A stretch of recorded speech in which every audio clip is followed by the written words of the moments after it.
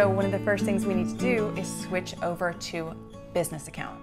And so I'm going to show you on the phone exactly how you switch over to business account.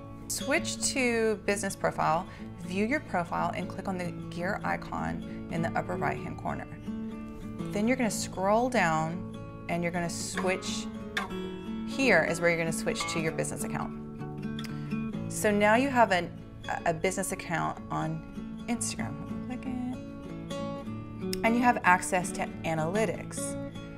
So from the analytics, for instance, I can go here. If I go to view insight, I can see how many profile visits, how many the reach, and then it's going to explain to me even more.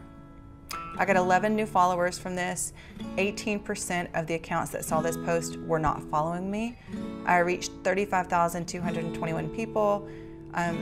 The impressions, you can go to what does this mean?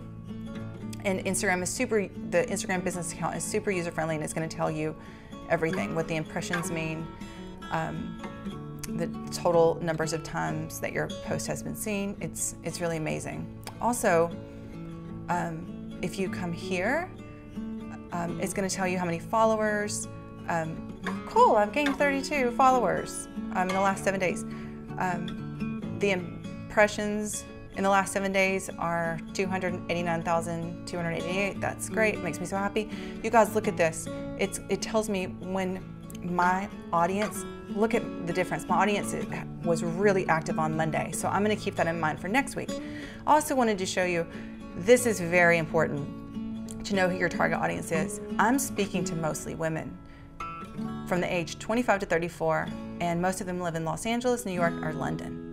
So this is just an amazing tool to help you know who your target audience is.